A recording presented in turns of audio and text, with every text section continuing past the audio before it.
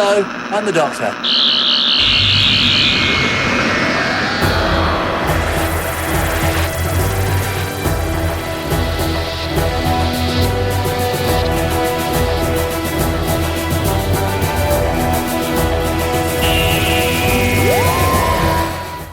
Hey Who fans, and welcome to the Big Blue Box podcast. I'm Gary. I'm Adam. And welcome to episode 23. Hope you guys have had a wonderful Christmas and you're feeling all fat and consumed plenty of alcohol and just lazed out for most of it. I know I certainly am. Ah, me too. Lots of cold turkey sandwiches still waiting to be eaten. Turkey and gammon. Oh, yeah. I bet. Yeah. Hope you guys got loads of Doctor Who goodies as well from Santa. Not Yeah, the Santa in your dream, but the real Santa. Yeah. That's scary, isn't it? To think we could actually still be in it. A dream. Oh, dude. Yeah. Huh. Did you get lots of presents? Lots of Who stuff? I got a few Who bits. A few Yeah. Who nuggets? A few Who nuggets of bits and pieces. Yeah. Yeah. I got the annual, which is an always expected gift from family. Well, that's cool. I quite like the annual just because Capaldi looks uber cool on it. It's one of those things where I'm pretty sure that somebody in the family has gone, what does Gary want for Christmas? He likes Doctor Who. The annual's a good bet. Always a good one, the annual. As long as you didn't get more than one, you didn't sort of, people, aunties and uncles didn't think, let's get him the annual. You just got the one, did you? Yeah, That's good. just the one, and it's pretty cool as well. Yeah, it is, yeah. It's a really good kind of short read. You can read it instantly in like 10 minutes. Yeah, that's right. I got it. If you remember, I paid full price for it. No one bought it me for Christmas. I didn't get very many Who presents at all because I think people assume that I've got everything and they're scared to get me something because they're thinking I've probably already got it. So I was a bit light on the old Who gifts. Yeah, well, that's the danger, isn't it? For somebody like you, what do you buy? You can't really buy you anything Doctor Who because you've got everything pretty much. No, I'm the impossible man. The impossible man. I did get a very cool one of the, I think I only got two or three Who gifts, but one of them was a very cool TARDIS, like a TARDIS copter. So like it's a TARDIS, but it's got spinny helicopter wings and it properly flies around the room and it's absolutely lethal. I've seen and I those, love it. Yeah, is it good? Yeah, it is. It's very cool. Yeah, as I say, it's a good one for taking someone's eye out. So, yeah, no, it's cool. I love it. Yeah. So that was one of the Who gifts I got. So that's very cool. Okay. I didn't get anything else real. I got the desk calendar for next year.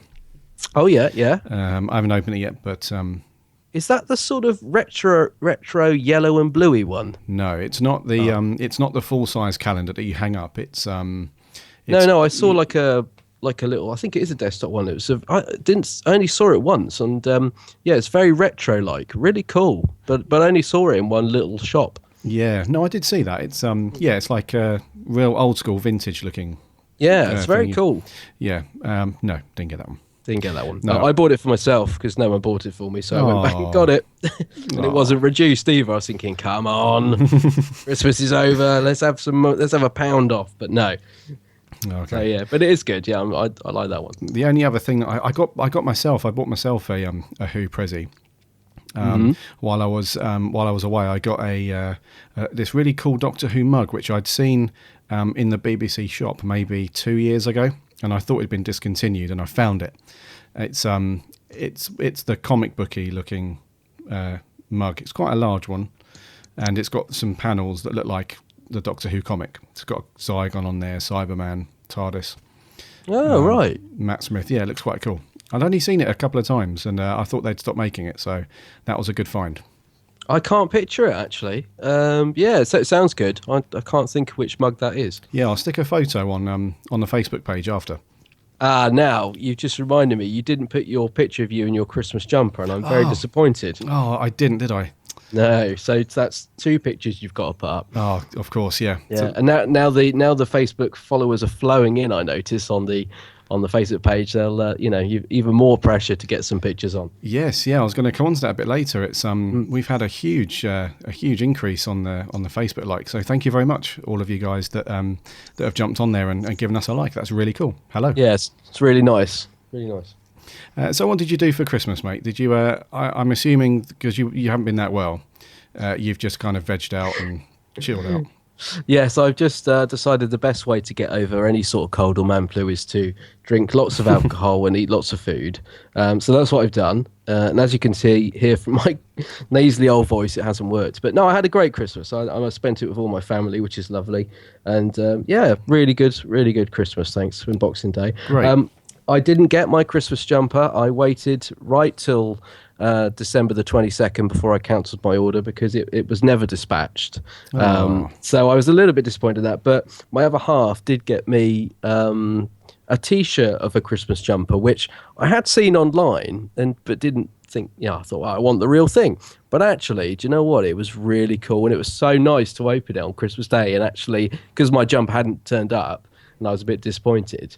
It was a really good thing to have. So I had that on a Christmas Day, and it's got like the TARDIS and Daleks and Weeping Apes. So I did feel Christmassy then. I had sort of something Doctor Who-y that was also Christmassy. Cool. So that was very cool. I was a lot of what do you call it? There's a lot of points made that day. My other half went up in my estimation, so that was cool. Oh, sweet. I did drop an absolute clanger though after I opened it because I'd felt the present, and like you do when no one's around. I sort of felt the present. I thought it was that they do these like plush Dalek and Cybermen, which I thought were terrible. Yeah. So when I opened the T-shirt, I was like, oh, brilliant. I said, oh, that's good. I said, oh, I'm pleased because I thought it was one of those awful plush Daleks. Oh, no. And then he went, oh. And he gave me the next present, and I opened it, and it was the plush Dalek, and I felt terrible. God. But actually, and I'm not just saying this, it is actually not too bad. I'd seen them in the shop, and all the ones that seen were all crushed down. I just thought, oh, they look rubbish. But I do love it, and I know you won't believe me because I'm just saying it now. But yeah, it was a bit of a clank. It was sort of what went from hero to zero in 2 seconds, which is a bit of a shame. The T-shirt, was it the red or the blue one? It was the red one. Oh, okay, right, because I'm sure they had a blue one as well. They did, yeah. There was a red and a blue, yeah. Right, cool. And this is from a certain science fiction collectible store, which has got a rocket in its logo. Is that correct?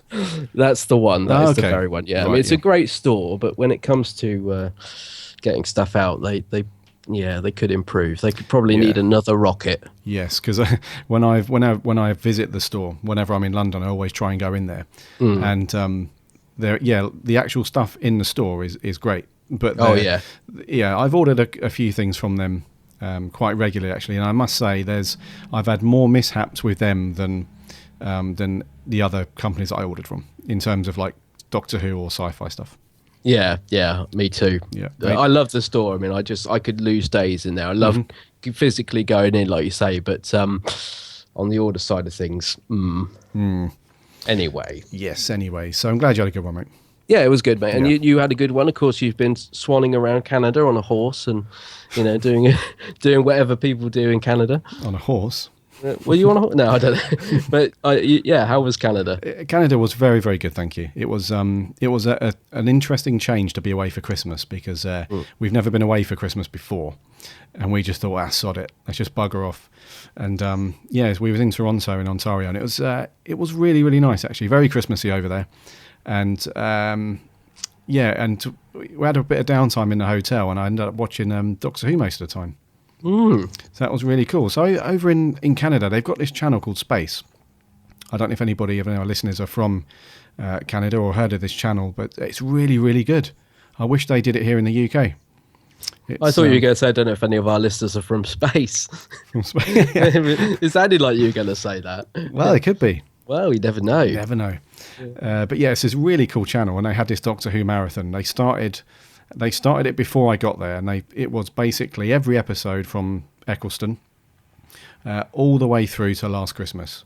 So pretty much every day it was just non-stop Doctor Who 24/7, which was fantastic because every time I got back to the hotel in the evening, bosh, on it went.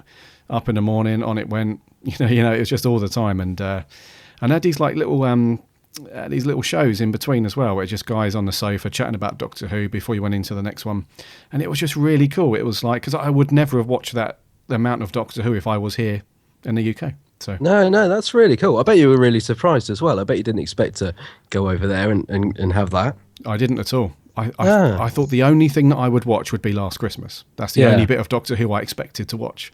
And upon arriving, I had looked through the channels. I thought, oh, there's a Matt Smith episode. And it was one of those things where every time I went back to the room and put it on, it's like, oh, here's another one. Here's another one. So when I looked at the TV guide for that channel online, it did actually say, you know, if you like Doctor Who, then cool. If you don't like Doctor Who, you're going to be disappointed for the next few days. So it's very, very cool. Yeah. So are you all Doctor Who'd out now? Is your brain just exploding with all this amount of Doctor Who that you've taken in? I mean, you've probably got enough information in your head to do about 200 podcasts. Never. Am I Doctor Who'd out? Never. No, it's cool. I was starting to get a little bit, a little bit bored of Amy and Rory. After a while, I will admit. Yeah. And I really like those guys. I thought they were good companions. But when you watch a lot of them in succession, they get a little bit. They grind on you just a little bit. Yeah. I could imagine that. But no, it was all good. Excellent. And I know you tried to stay up to watch Last Christmas. I saw your tweet.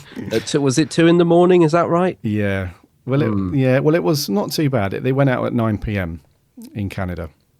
And do you know, I was just so wrecked. We had a really late one the night before, so we were out really late, and we did loads of walking that day. And we was out, and we just, but you know when you just settle down and you've had a couple of beers and you're all nice and settled, and I just couldn't keep my eyes open, mate. I think I was about 15-20 minutes in. Yeah. And I was gone. I didn't even have any control. I just woke up and about 2 hours later with the TV still on. Oh, and I bet you were like, oh, damn it. I was, yeah. I was like, no. And obviously there I've got no TiVo box, no DVR, nothing in the room. So I literally thought, so I waited until I got back in the UK yesterday and stuck it on as soon as I got back. So awesome. And we shall get to our review of it later to see if we agree. Yes, will we agree on this one? I don't think we will. I don't know what listeners, I don't know what Gary thinks of this episode at all. He hasn't tweeted, he hasn't given any clues, so I should be going into this blind. I think he knows what I think of it, but it's going to be interesting, I think. Yeah. I've got a feeling, but we'll see if I'm right. Yes, the only thing I put on Twitter was it was certainly interesting, and and it could go either way based on that. So yeah, but that's cool though, because I think a lot of people that do review shows and stuff like that, they do tend to kind of chew the fat before they record. So I really like it that we don't converse a lot about the particular episode we're reviewing. We're just straight into it, cold turkey. Totally, I agree. I love that as well. I always get annoyed with myself that sometimes I can't resist putting stuff on Twitter, and there's a couple of guys I have a conversation with, and when I'm tweeting, sometimes in the back of my head, I'm thinking, I don't want to say this because you might just see that tweet. And I don't want you to see it because I like to keep our reaction fresh. But yeah, I'm afraid I did give in and put it out there. Yeah. Cut loose. Yeah. It's all good though. You didn't reveal too much. No. Just your general vibe, I guess. That's it. Yeah, that's a good way of putting it. So we hope you guys had a really good Christmas. And Adam, let's land it.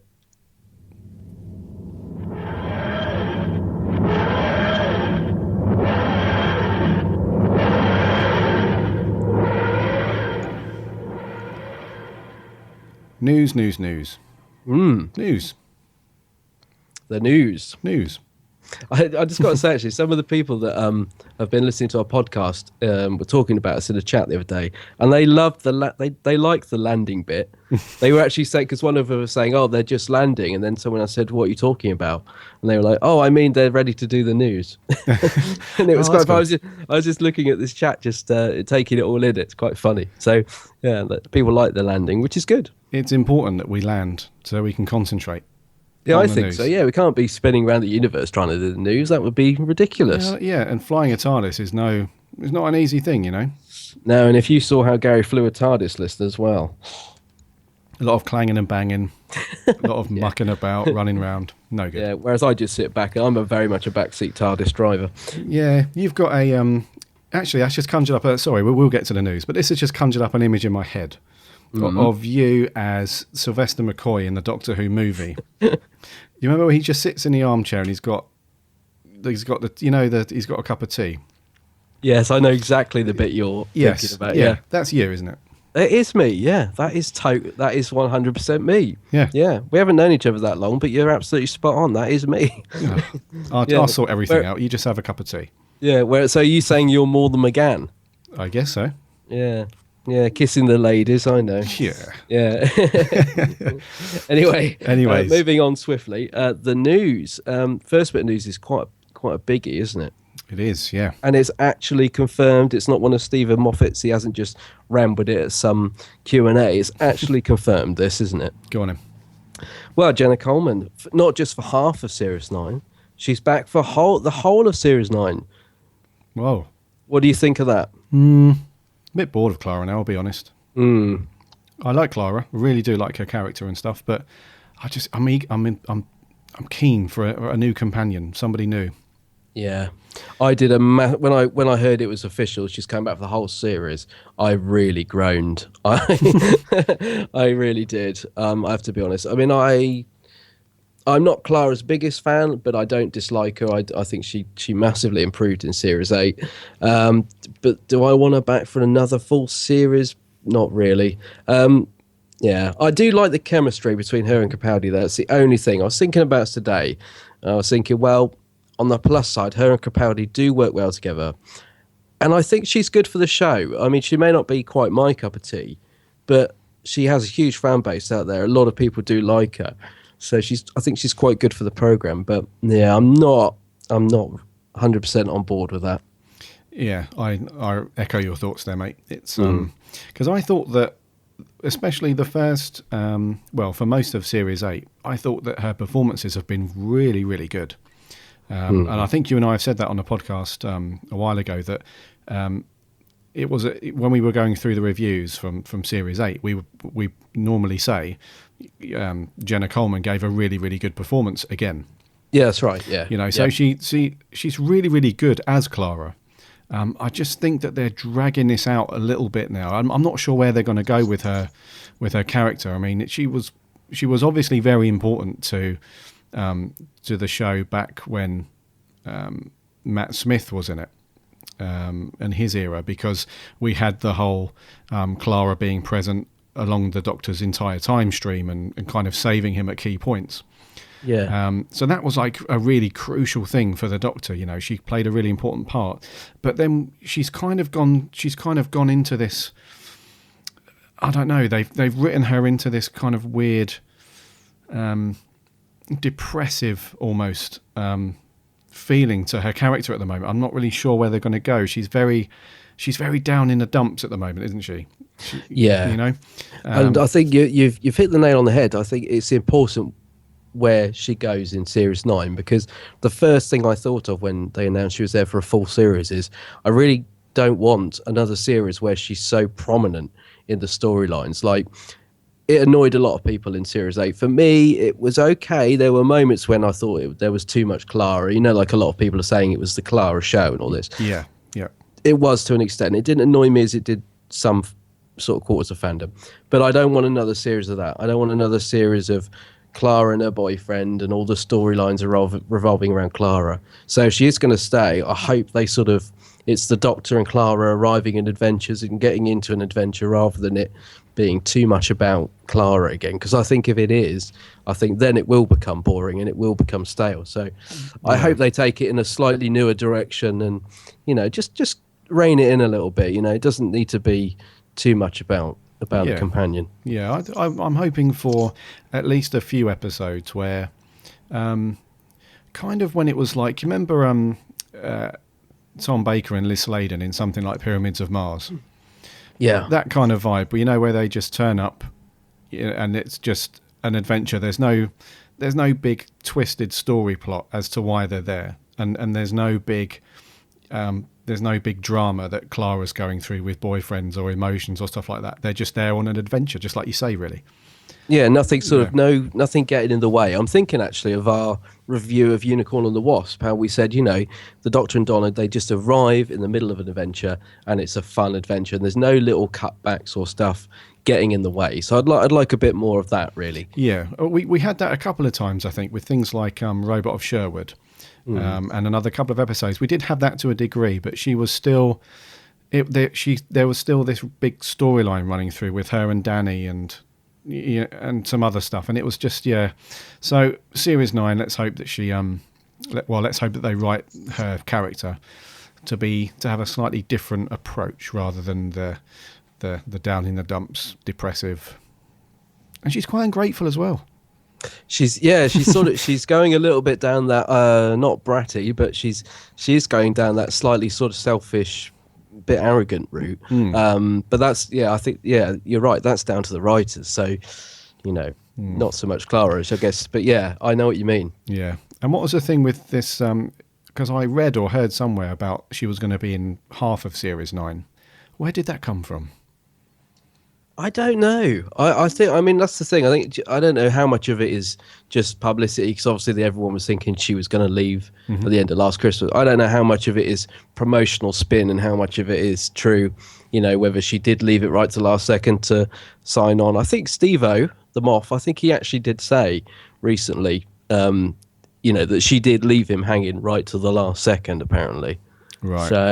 So I don't know whether how much of that had an impact on the story. Okay. But that could have probably worked for me. Half a series of Clara, and then someone new coming in. That could have probably worked. But I think that's why when she was announced for a full series, I was thinking, bit too much. But we'll see. We'll see. Perhaps Steve-O's got a big plan. I'm guessing he has. Yeah. Right, next bit of news. So this is going to be about Last Christmas and the viewing figures. I can't talk today.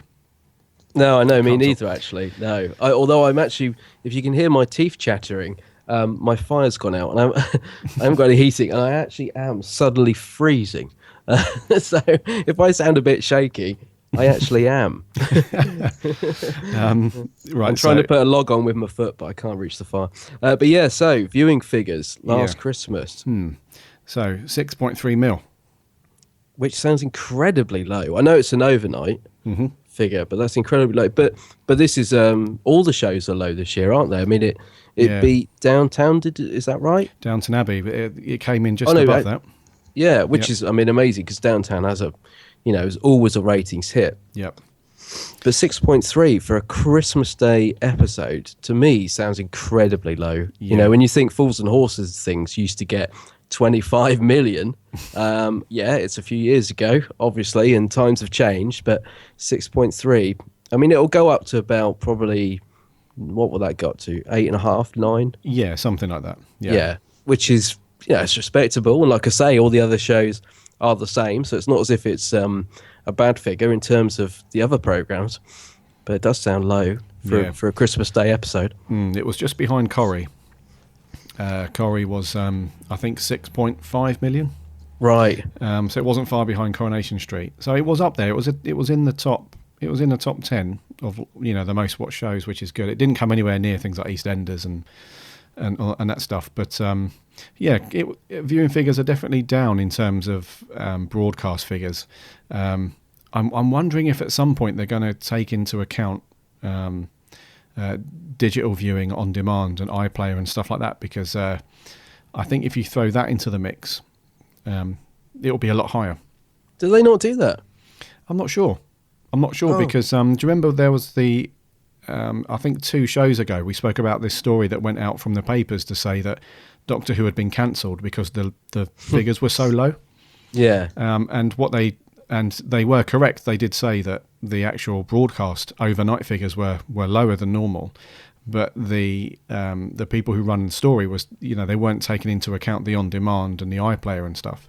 So I'm not sure if they include it in that, or if they calculate that afterwards, or they don't include. I'm not sure. But I always assumed it got added on after. I might be wrong. I don't know. I always assumed that's why it kind of jumped up, that they consolidated all the information and did an average or whatever they do. Yeah. So I don't know, but it will go up. I mean, it's still, as I say, it's still respectable in comparison to everything else. But True. I expected it to be round about the sort of 10, 12 You Yeah, know, yeah. that's what I would have thought. Yeah, I thought it was going to be quite a bit higher than that because the show is very, very popular these days. It's isn't it as popular as it's ever been, Doctor Who right now? So And also, there was nothing else on. I mean, there was no big blockbuster this year. I think it was one of the sort of most anticipated specials on Christmas Day. You know, there wasn't much else on. Yeah. So, you know, which is probably why it's top of the, you know, like I said, even though it's low, it's still beat other things. So, because there wasn't really a lot else on,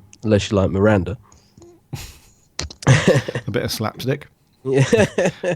But it's, you know, Christmas Day especially. There's I don't watch it myself, but apart from EastEnders, there's nothing else on BBC One really. I'm sure there might be a load of people going nuts at the moment saying, how can you say that, this is on and this is on, but in you know, generally I don't think there's much else on. No, I think, you know, but yeah, it's still respectable though. It's still good. Stupid people not watching Doctor Who. Yeah, probably too. But the thing is, does this come down to the time it was on as well? Because we were saying that it was a slightly early, you know, compared to the rest of the series that's been on around sort of 8:30. You know, 6:15 was quite early as well. So whether that factored into it. That's really funny. So many people have picked up on the fact that Doctor Who's gone out later in Series 8, and it's had an effect on the figures. Then it goes out earlier, and they say it's gone out too early. Yeah, yeah. You can. There's no. Yeah, I take your point. Yeah, you can't win, can you? No, that's true. Yeah. And people don't, like you said, habits are different. People don't watch these things. I mean, I didn't watch it till Boxing Day. We had it on, but I didn't watch it properly till Boxing Day. So you know, I'm sure a lot of people were the same. Yeah. Anyways, 6.3 mil. It's not bad. It ain't bad. Yeah, it ain't bad. What's the next bit, dude?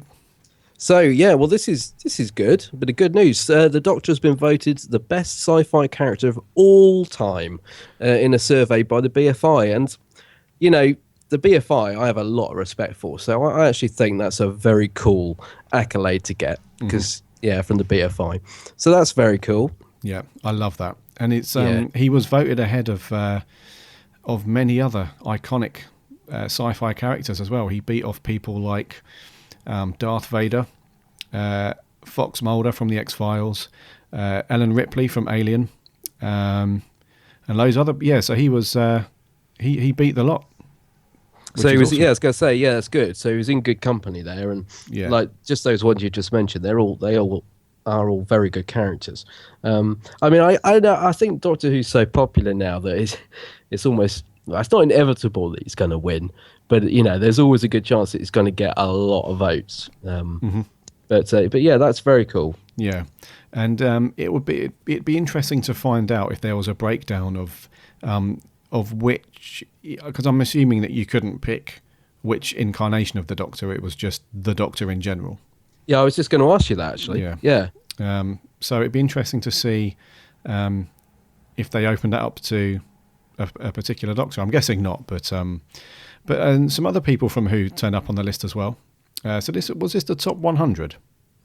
I believe so. Yeah. Yeah, it's 100. Yeah. So the Master popped in at number 90. Which is interesting. I didn't think he'd be on the list at all, really. No, not me either. Or he, she, whatever. Oh yeah, of course, yeah. Yeah. Captain Jack, 13th. What? Hang on, sorry. What? Captain Jack was 13 and the Master was 90. Yeah. We have to remember that Torchwood was very, very, very popular in recent years. You know, the Master's only really, well, actually no, because he was around in the Tennant stuff, wasn't he? And yeah. So yeah. I'm just surprised. That's quite 13's quite high. I'm actually a little bit. I mean, I like Captain Jack, but I'm a little bit surprised about that. I'm guessing it's more for his Torchwood stuff. Yeah, it must be. Yeah, along with the Who stuff, yeah. Yeah, I'm just about to go on a massive Torchwood rewatch. Oh, cool. Right. So yeah, he's cool. Cool. Rose Tyler, 44, coming in ahead of Donna Noble at 46. Yeah. Amy Pond down at 69. Sorry. The Ponds, not doing it. Not doing it, no. Yeah. No. And Sarah Jane Smith, 65. Oh, come on. I know. No. I know. River Song was in there. Oh, where was she? 73. Oh, crikey. Oh, wow. Yeah, so I mean, the thing is that how serious? I mean, it's the BFI, as I said, respect for the BFI, 100%. But how seriously can you take these lists? I mean, it's a bit of fun, isn't it? It's not. Yeah. This is not by any means a definitive list. It's just a bit of fun, isn't it? Yeah, it's cool. It was quite split as well in terms of who was voting. Did they have anyone collect it? I mean, was there like a sort of special, like little presentation or anything, or was this just an online? It was just an online thing. Oh, right, okay. They didn't drag up a producer or someone. Oh, no. No. It was just an online bit of tomfoolery. Oh, that's cool. It's cool, though. Doctor Who scooping that one. Best sci-fi character of all time. As voted by... People from the BFI. No, people who like the BFI. Yeah. Anyway, so another bit of great news here. Because I was quite excited when I read this, actually, because there is a Doctor, I think, that gets quite overlooked. And do you agree with me on this? I do, indeed. Yeah. So there's a new mini-series of comics from Titan, and we both buy the Titan comics, don't we? We do.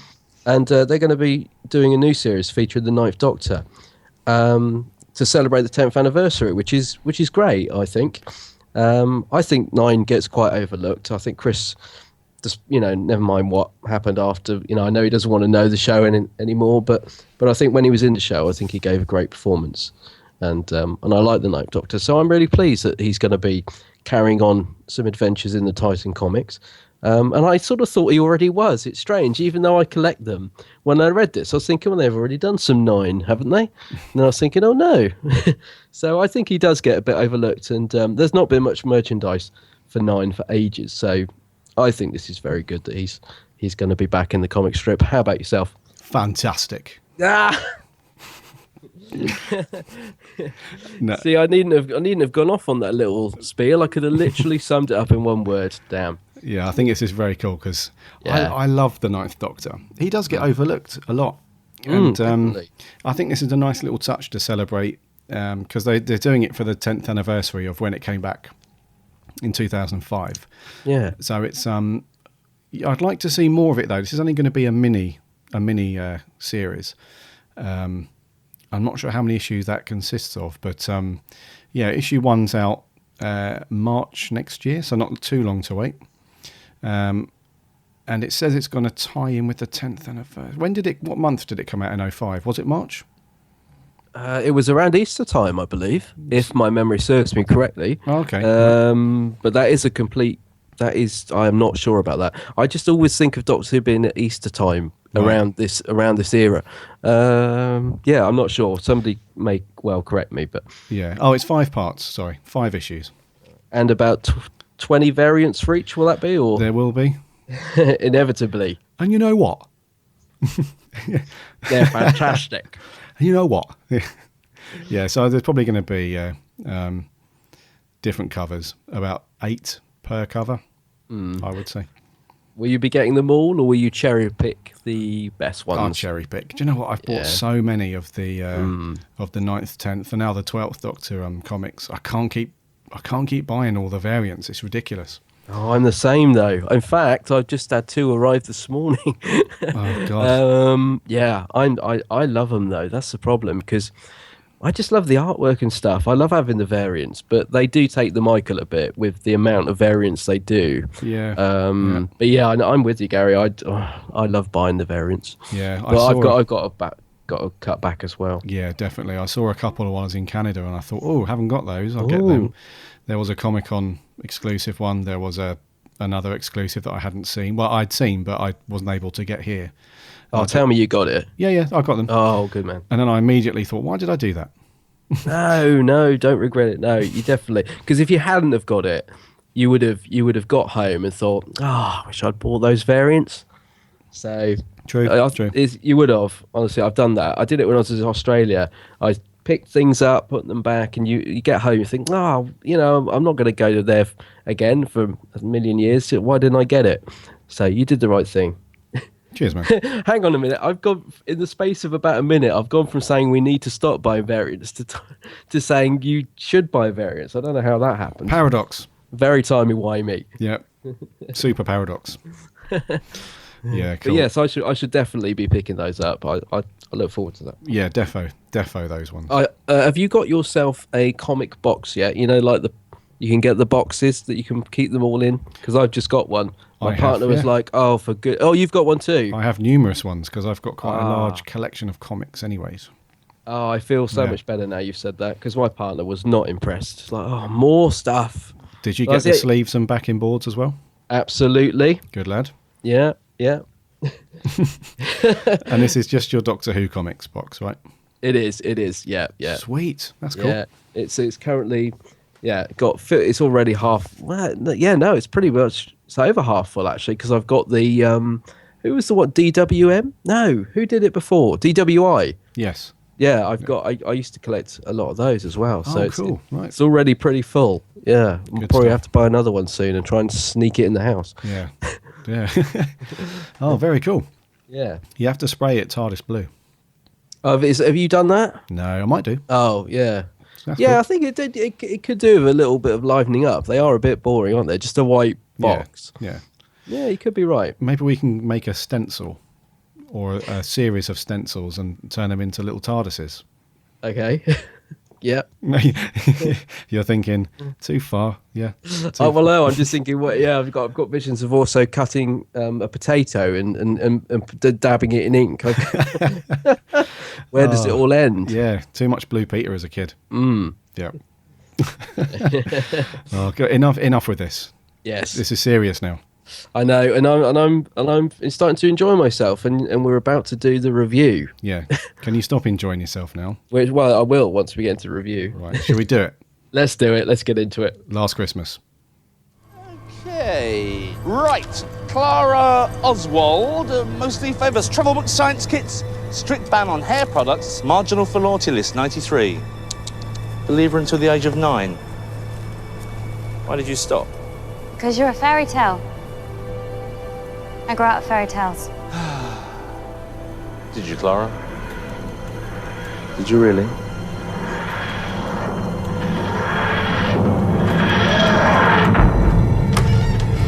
Clara, I want you to step inside the TARDIS. I don't want you to talk. I want you to do as I ask, please. I was good with the box. Not often we get upstaged on a rooftop. Yes. I'm really here. I'm back. Now get inside the TARDIS.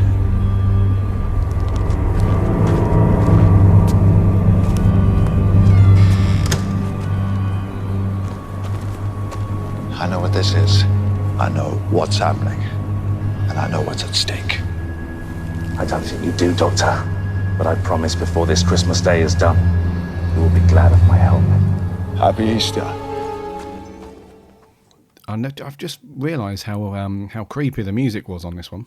Yeah, me too. Actually, I was thinking about the music earlier because I would have liked to have watched this again. I've only watched it twice.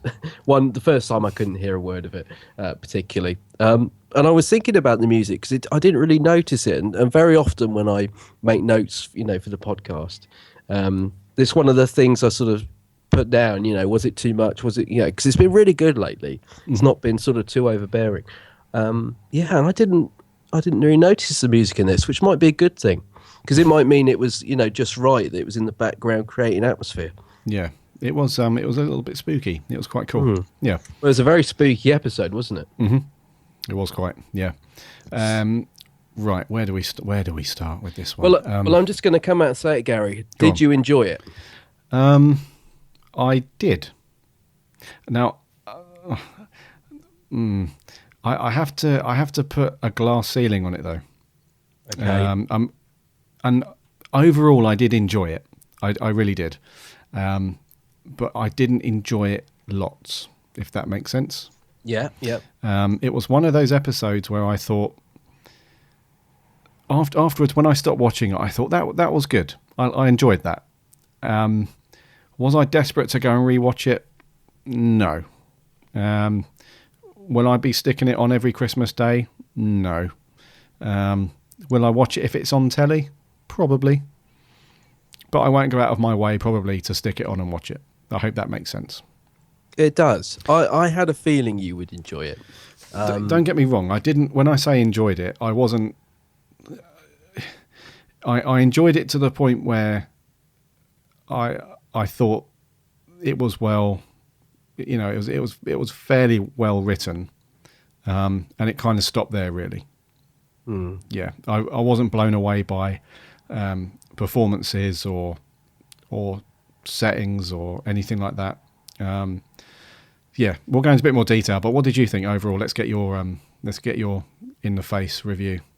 Well, it's actually what you said is really interesting, because you said when it finished, you thought to yourself, well, I enjoyed that, and I was the opposite. When it finished, when that credits come up, the Doctor and Jenna will return, and the end credits rolled, I was the opposite. I was like, I felt really flat. I just didn't enjoy it. I do think it's got a really good concept at the heart of it, and I agree. There are bits of it I like. Don't get me wrong. I didn't not like this episode, so I'm a bit like you. Don't get me wrong. Even though I say I don't enjoy it, there were bits I thought were good, and I did like the sort of storyline. Like you said, I thought it was a good storyline. It's certainly one of the better Stephen Moffat Christmas specials in my view. So even though, a bit like you, even though I'm saying I didn't enjoy it, I still think there's a lot of merit to it. But I just, as an overall, like you said, would I watch it again? No, I didn't really want to watch it. Like I said, I would have liked to have watched it a third time just for the purpose of this doing a podcast. But would I watch it again?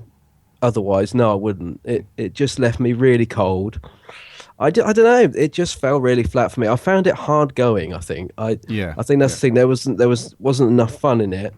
And the characters in it, I think this is my biggest problem with actually, is that I didn't care about any of the characters in it. I just didn't like the cast, and I didn't like the setting. You know, we had about 3 sets in the whole thing. It was all dark and gloomy, and nothing kept me engaged. You know, and I know a lot of people enjoyed it, and I sort of think, well, what am I missing? You know, there's a lot of people out there love this episode. And the second time I watched it, one thing I did think is that maybe it struck me that I liked the idea behind it, and I did like the dream crabs and all that. And I think if this was not a Christmas episode, I might have enjoyed it more, if that makes sense, because I like the creepiness of it. And if it was a sort of standalone 45-minute episode, I think I might have enjoyed it because I like the idea. But as a Christmas special, it was just too dark, too gloomy, and I just didn't enjoy it. Okay, mate, it's fair enough. It's to me, it was one of those episodes where I did find it a bit hard going to get through it, especially the middle and the end. It from the middle towards the ending, it did tail off a little bit, and it did. I agree with you 100%. It did fall a little bit flat.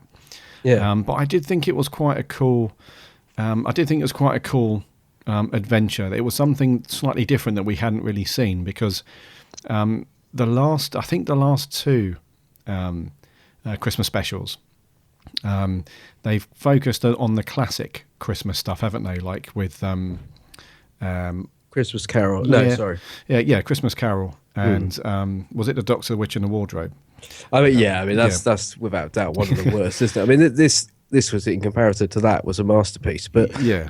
It was. I just found them. Those ones, I found them. They focused on very much the very classical view of Christmas and that kind of thing. Whereas this one was slightly different to me.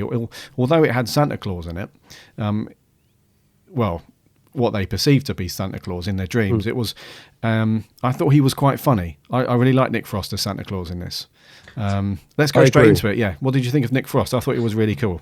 Yes, I did. Nick Frost is one of the highlights in this for me. Yeah, I really liked Nick Frost in it, and it was a good way of getting around the whole "Is Santa real?" thing with the dreams. That was cool. Yeah, really nice performance from Nick. I would have liked him to have been in it a little bit more. I think that's the thing, because you're in a dream. You've got the possibilities of what they could have done were endless, because you're in a dream, and obviously Nick Frost could have. For me, could have been in there a lot more because they're in the dream. So they could have been a lot more fun, I think, in amongst the darkness and what was essentially a good story. I think they could have been more with the Doctor and Santa and everything. You know, they could have utilised him a bit more, I think. Yeah. No, I agree. I thought he was going to be more of the main driving force in the episode than what he was. He was more of a side note. to as like a stepping stone for the characters to get onto where they needed to go. I thought he was going to be a bit more. Do you know what? I was expecting him to be an evil Santa at first. I was. I just had this feeling when I saw like the quick adverts before it came out and the preview. I had this feeling that he was going to be some kind of evil Santa, which I was really looking forward to.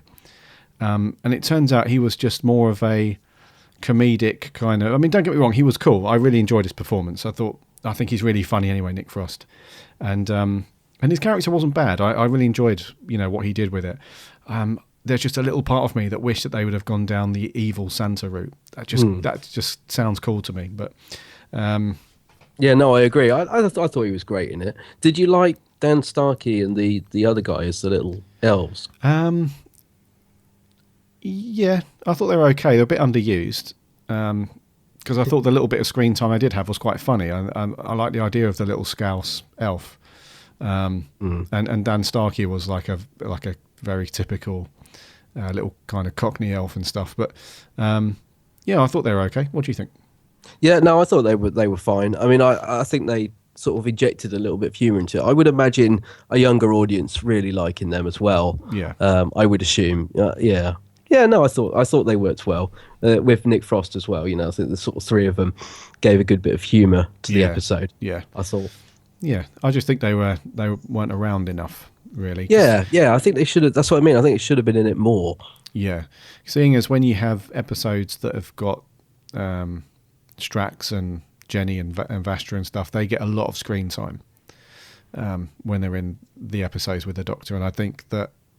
If you can allow those guys quite a bit, because they are kind of especially Strax, he's very much the comedic essence, isn't he? Oh, yeah.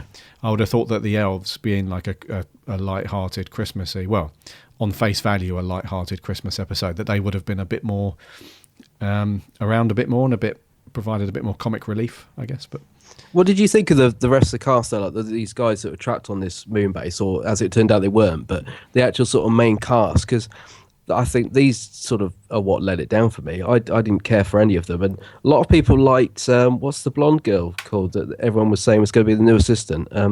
What was her character called? Oh, Shona, yeah, played by Faye Marsay. Yeah, a lot of people were saying how good she was, but she was okay. But Michael Troughton as well. I was so looking forward to seeing him. I thought Michael Troughton's going to be there. I mean, he was hardly in it. He was totally underused. Yeah. The supporting cast really were pretty poor for me. And me. Yeah. It was one of those episodes where you just there wasn't enough investment into their reason why they were there. I mean, I know that it was, seemingly quite random that these group of people were suddenly plopped into the same dream because of these dream crabs. But they just didn't do anything for me. I didn't really get into their characters. I didn't care why they were there. I wasn't really bothered about if they got killed in it really or anything. So no, I mean that's what I felt as well. I just wasn't sort of there was no emotional attachment to the characters at all for me. I did like it when it turned out that they were never really there. I like that. That was nice. When we got to see them back home and their everyday lives and stuff. I thought, that's cool. I like the way they did that. But as overall, I just didn't care for them at all. I didn't, like you said, wasn't really too bothered whether they lived or died, really. Yeah, it was. Because I thought that they would, because in my opinion, the supporting cast in Doctor Who is normally very good. They normally cast pretty good people, and it's typically well written. But this one was just a bit, in terms of the supporting cast, anyway, they were just a bit flat, a little bit flat. It also makes me think, when I was watching it, I kept thinking back, because we recently watched Christmas Invasion and we both enjoyed that so much. I kept in my head comparing it, and it's an unfair comparison because we're looking at totally different eras of the show.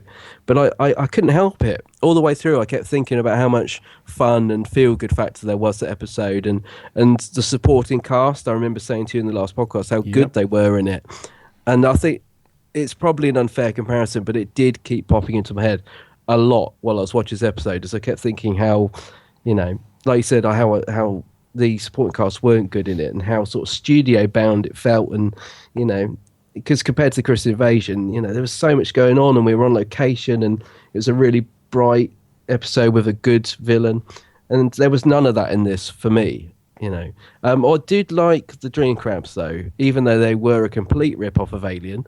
And they, Moffat even referenced that in the script, which to me doesn't make it any better. It's still a rip-off, but they were a good, it's a nice idea of having these things that take you into a dream and feed off you while you're dreaming of stuff. It's a good scary monster, so that I did like.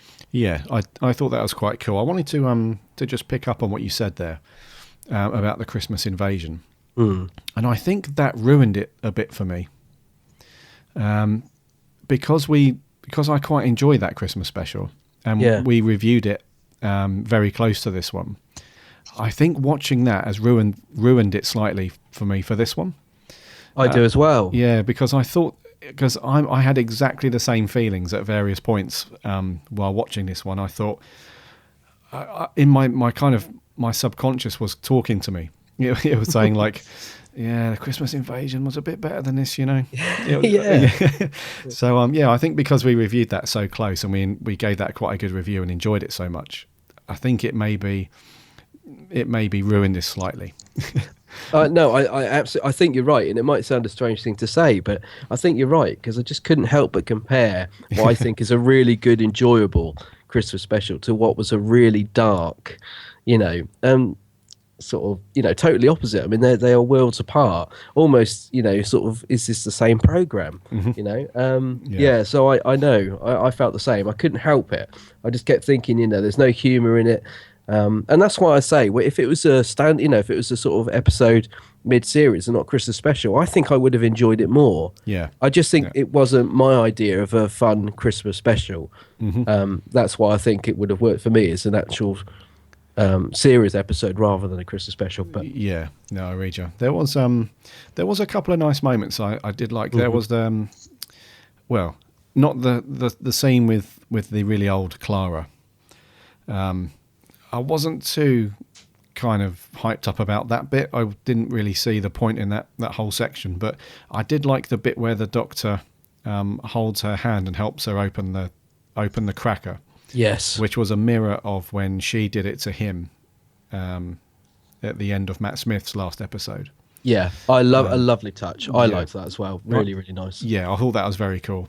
And the when the Doctor's asking her for page numbers, and he says, "Make it a good one," and she says 12. I thought that was quite a nice little touch as well.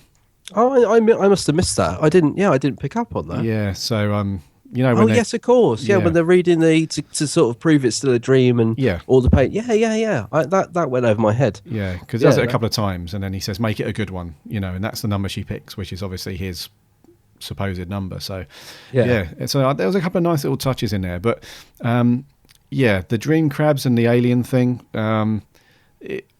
just complete rip-off, wasn't it?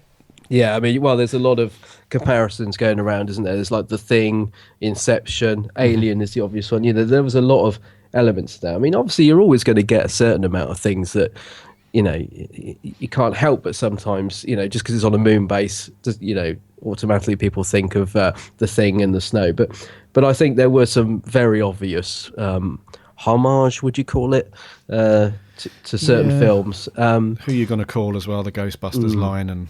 Yeah. What did you think of Capaldi in this, by the way? Was he still on top form? Was he giving it all, did you think? Yeah, I was going to ask. Yeah, it's Capaldi. I don't think he was. No. Which pains me to say that, because he's been just brilliant throughout the entire... So even with the episodes that weren't as great as some of the others, he was... Even those ones, he himself, Capaldi's performance was so brilliant. But in this one, I felt he was a little bit dry. Really, there wasn't a huge amount of emotion coming from him in certain points. Even the bits where he was, showing quite a lot of care towards Clara, which he hasn't done in past episodes. He's been quite cold sometimes and a bit hard-shouldery. He was even at those points where he opened up a little bit, he didn't really scream as everything was cool as before. What did you think? Yeah, no, I was the same. There was no moment when he was good, but a little bit by numbers. There was no sort of real, he's, really shining as the Doctor now. Do you know what I mean? I mean, this is Christmas Day. You want to get, there's probably a lot of people watching it with their family that don't normally watch it. Let's put Capaldi out there, let's give him a real, sort of standout moment at least. There was nothing, there was no real standout moment for me. I in a chat afterwards, I was saying, for me, he hit his stride in Mummy on Orient Express. That Doctor there was in charge, and he was cool and collective. Yeah, I haven't seen that as that sort of Doctor much. He seems to be getting a bit sort of doddery and a bit panicky and almost a bit hunched over. And no, I want to see that suave 12th Doctor that we caught a glimpse of in Mummy on the Orient Express. And I think it's down to the writing, to be honest.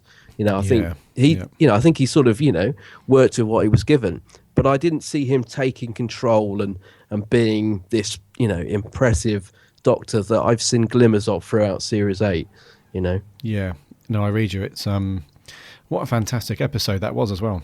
What, Mummy? Yeah, it was really, really good. Love that. And you're right. He really came into his own. I mean, he was great before then, but that particular episode, he just absolutely went for it, didn't he?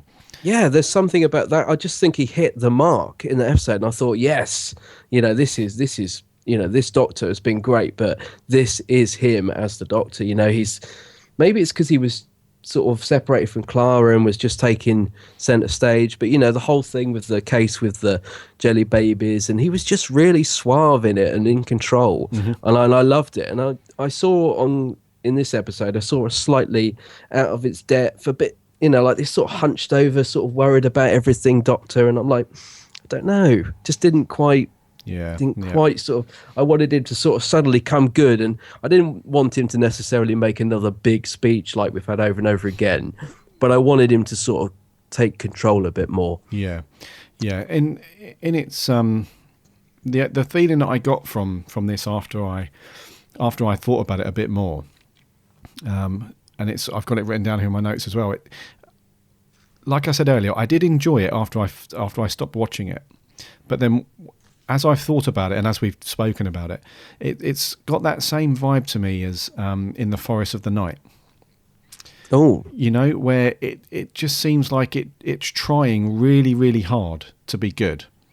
And it's trying really, really hard to get a good performance out of people. And the visual stuff is there. It looks quite nice, even though it's quite dark and it's only in certain locations.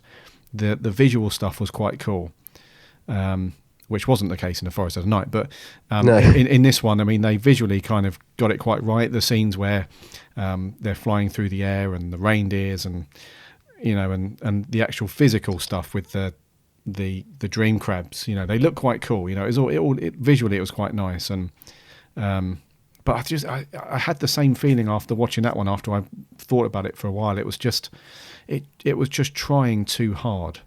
Instead of just relying on just fabulous writing like we have in some episodes, even the performance from Capaldi just couldn't pull this one, out of the depths really. And Nick Frost was great in it for me. The elves were good. A couple of nice scenes with Clara were cool. The dream crabs are okay, and it was a. It was a fairly good kind of Christmas spirit to it, with the whole the visual thing with Christmas, with Santa and reindeers and snowing, and talking a lot about Christmas presents and the naughty and the good list, and all that kind of stuff that's quintessentially Christmas was all there, and it felt quite cool. But I just felt that it was trying too hard, and no matter how hard they tried, there was always going to be that glass ceiling for me. Yeah, I think, I know what you mean now, actually, about the glass ceiling. Yeah, because I was just going to say, I think you're right. I think it hit a certain level, which was good, but it never rose above it. It never rose to great or really good. It just stayed at good. Yeah. And that was it. And I think because, on a Christmas special, you want it to be just that little bit extra special. It's Christmas Day or whatever. You want to be, that was cool, that was great. and it never quite, like you said, that glass ceiling, it never got above it. Yeah. You know, so it was just a sort of fair episode. Yeah. I guess you didn't mention Danny as well. I mean, were you a bit surprised when Mr. Pink come back into it? Oh, of course, yeah, Danny. I wasn't surprised because I think his character was. I think they were always going to use him a bit more anyway. And it was okay. I mean, the only thing I felt about it was just another reason for Clara to just cry. Yeah. Do you know what I mean? It didn't really leave me thinking, oh, you know, it just felt like, oh, crikey, she's crying again, which is, you know, which is understandable from a human perspective. You know, she's lost somebody that she loves, and it must still be quite, you know, upsetting for her. However, you know, this is meant to be like you say, a fun Christmas, you know, family show. I don't want to see Clara, you know, bawling over Danny again. Again, I think You know? that's it. That's it. Again, yeah. There was a couple of things that we were just sort of retreading again in this episode. I think that's where it got. It was a bit slow for me. I was thinking, oh, we've done all this. You know, we said goodbye, and you're doing it again. And you know, a bit like with the dream thing, it was good a couple of times, and then we were waking up for another dream, and it did start to feel like we were treading water a bit. Yes. You know, Yeah. which is why I think it got sort of bogged down. Yeah. And do you know what the I don't want to be too negative about it, but the main thing that does it for me is whenever you're dealing with episodes that are written about dreams, because there's always a way out of something when you're dreaming. Do you know what I mean? There's always and I think you have to be so good and so. You have to be a real clever writer to nail anything you're talking about. Anything about dreams or time travel. The writing has to be spot on, and I don't mean time travel as in timey-wimey Doctor Who. I'm talking about like movies that mention time travel, because you can pick them apart so easily. And to me, it's just it comes across to me as like lazy writing a little bit, because whenever you're dealing with dreams, you put people in a situation, and when you've not sophisticated enough in your writing to get that, to move the story on, you just kind of cop out and you go, oh, it's a dream, so they can change it how they want. Yeah. And then you're in a situation and something happens, oh no, they're just dreaming, so we can change it to whatever we want. You know, to the point where that was the whole thing about this episode, because they're dreaming, you know, Santa Claus turns up.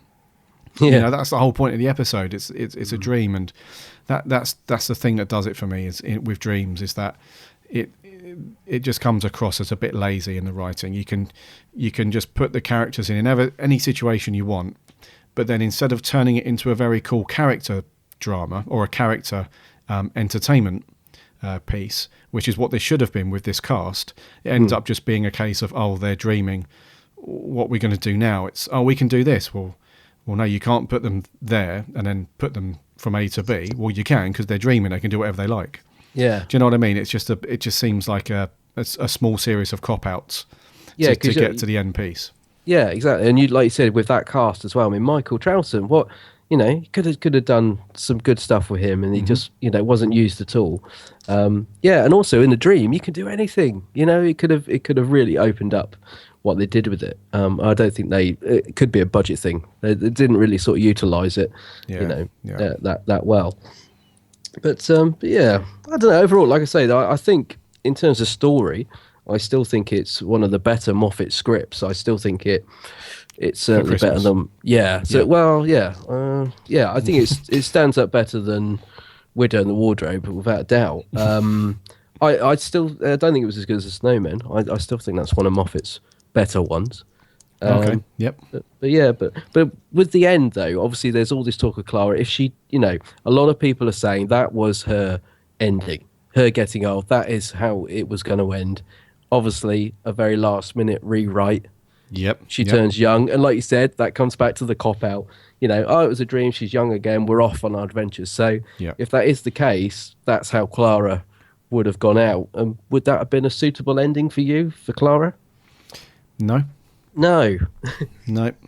It's I get the feeling that, do you know what? I hate going down this road. I absolutely hate thinking about this, because we owe a lot to Stephen Moffat. We really do. But I do think it's time that maybe somebody else.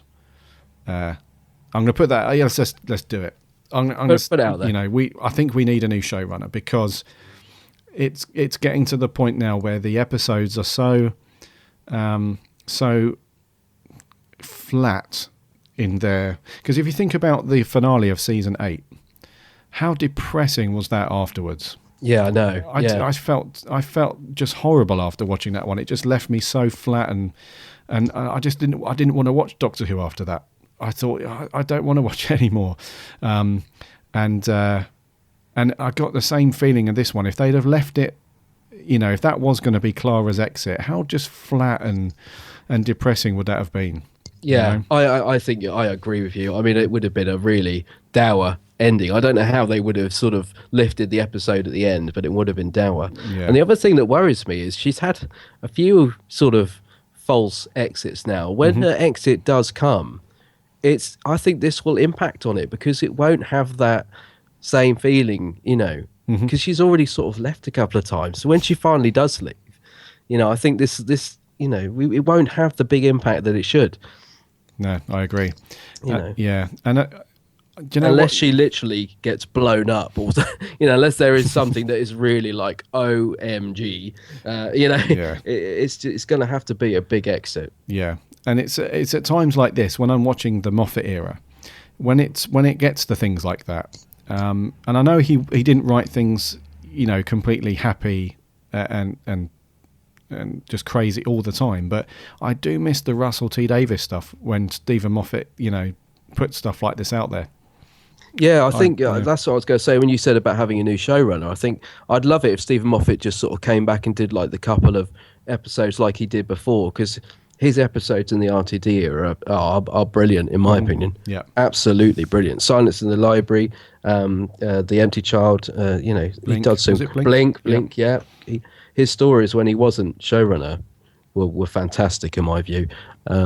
And yeah, I don't think he does a bad job as showrunner, but I do agree with you. We seem to be treading familiar ground at the moment, and I think we need an injection of some fresh blood. I really hope Jamie Matheson is back on board for Series 9, because his 2 episodes for me were the 2 standout ones in Series 8. Oh yeah. I want to see more Yeah. from him. Brilliant.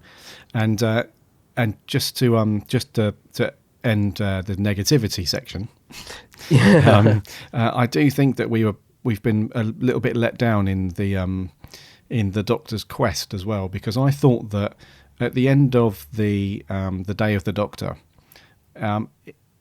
I took it, and I think a lot of people did as well, that the Doctor's new quest, if you like, and his new purpose would be to find Gallifrey. And we haven't really seen anything like that at all in this whole Series 8, and the only thing that we've heard about it is in the finale and in this one in Last Christmas, where they kind of diffused that bit. Well, I was lying as well, and the only thing he said really was, "Well, I didn't find Gallifrey," and you know, and I was hoping for a bit more, and I was hoping that the Christmas special would result in, you know, some more adventures leading up to a possible Gallifrey discovery. But I have a feeling we might. Yeah, I got a feeling we might be heading that way, Series 9. But then I think I thought that in Series 8. But I have a feeling at some point he's going to have to. We'll be heading that way. yeah, Yeah. I hope so. I mean, I have to say, I know I've been quite negative about this episode, and you're sort of in the middle there somewhere. But Yeah. it got from what I've seen, it's got a very positive reaction. Yes, it a lot has. of fans have really enjoyed this episode, and even I know there's a podcast that we both listen to, a Doctor Who one. Now, all 4 of them on that podcast really liked this episode, which knocked me to the floor, because I was thinking one of them's got to agree with me. Really? So they all enjoyed it, and I am surprised by the positive response. I'm happy. Gosh, I love it when people love Doctor Who, but it always makes me feel like, why am I not liking it? You know, what's going on? Yeah. So we have to say, although I didn't enjoy it, a lot of people really liked this episode. Yeah, no, I agree. I tried to stay off Twitter and Facebook before I watched it when I got back to the UK, and when I did jump on there, it was loads of people, and even a few people that I didn't expect would like it, saying how much they enjoyed it and stuff. So Yeah, maybe we need to watch it when I'm not jet lagged and you're not hungover. I must admit, it is not one I'm going to watch again for a while. I even struggled on the second viewing. I was bored, basically. Yeah, I was just bored. It's not one I'm going to rewatch. I'm glad there's people out there that enjoyed it, though. Sincerely, I like it when people like Doctor Who, but I like it more when I like it. Yeah. But I won't be going back to this one for a while. Yeah. Okay. Well, let's take a look at the interwebs and see what other people have been saying about it before we get to our reviews. Kai McNamee on Facebook, on the Big Blue Box podcast page, has jumped on there and said he thought it was a good story for Christmas, which are usually light affairs anyway. He likes the concept of dreams within dreams, and he guessed that was a twist early on in the episode. He thought Capaldi and Coleman were great as usual, but the supporting cast were fairly unmemorable. And Yes. Michael Troughton was unfortunately underused. He gives it a 7 out of 10. Yeah, no, that's some really good points, Kai, and I agree with a lot of that, actually. Yeah, and you had some peeps on the Geeks Handbag page, didn't you? I did, yeah. Our friend Helen Jones, she loved it, actually. She says it might even be her favourite of the Christmas specials, which really surprises me, but I'm glad you enjoyed it, Helen. Oh gosh, I just scrolled my thumb across and nearly accidentally deleted the comment. That would have been disaster. Hi, Helen. Hi, Helen. She just said, she really enjoyed it. She said one criticism springs to mind. She would have loved to have seen Professor Albert's real life as well as the others, and that's true. We didn't. Is that because he died? We didn't see him go home or anything, did we? Yeah, because he died. Yeah. Because he died. Yeah. All right. Lisa Forsyth. Hi, She Lisa. says, poor Santa. It seemed to imply that if they saw Santa, then a dumb alien life form must be on their faces. She thinks Clara becoming old was unexpected and was disappointed when she turned young again. Also, boo to Michael T's character outcome. Yeah, I agree with that, Lisa. We should have had more of Michael, for sure. Yeah.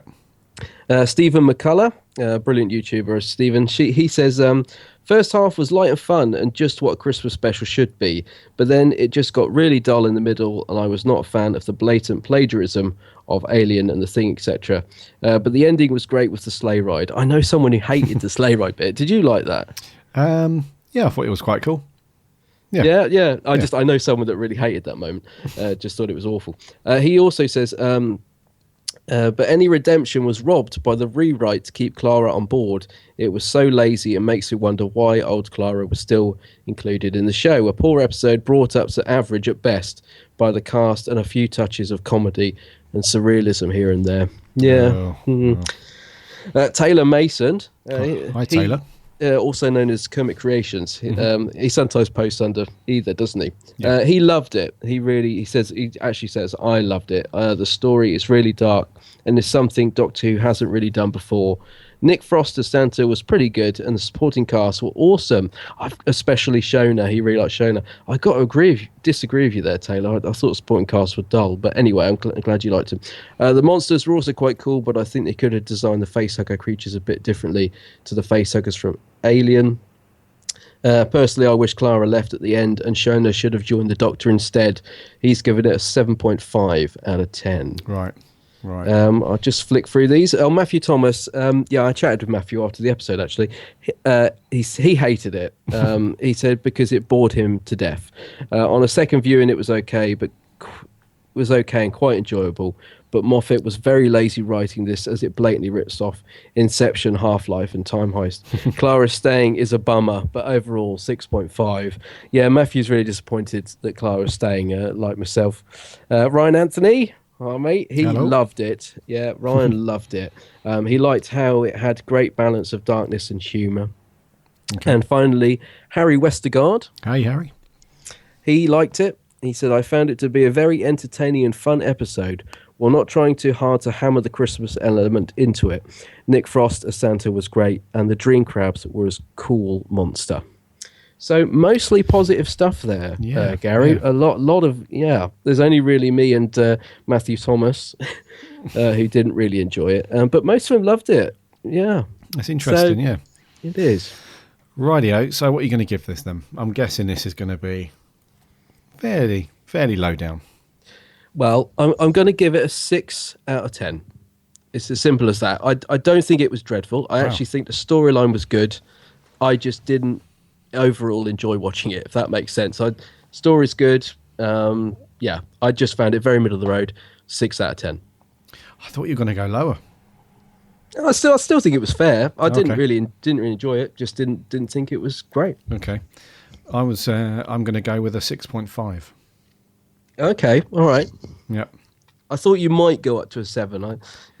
Yeah, I thought that at first, but then as I say, as I thought about it some more and talked about it with you, it's a 6.5. I think is okay.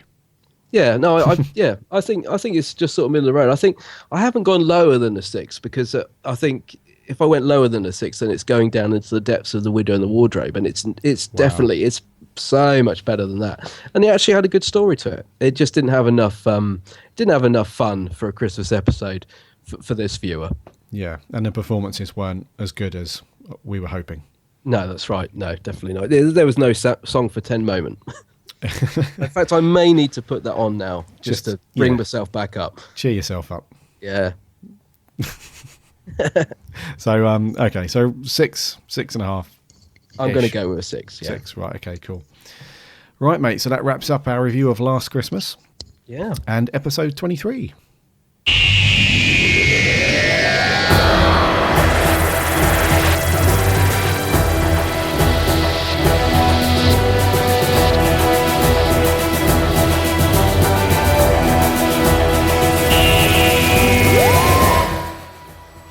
So thank you very much for joining us for this New Year's episode.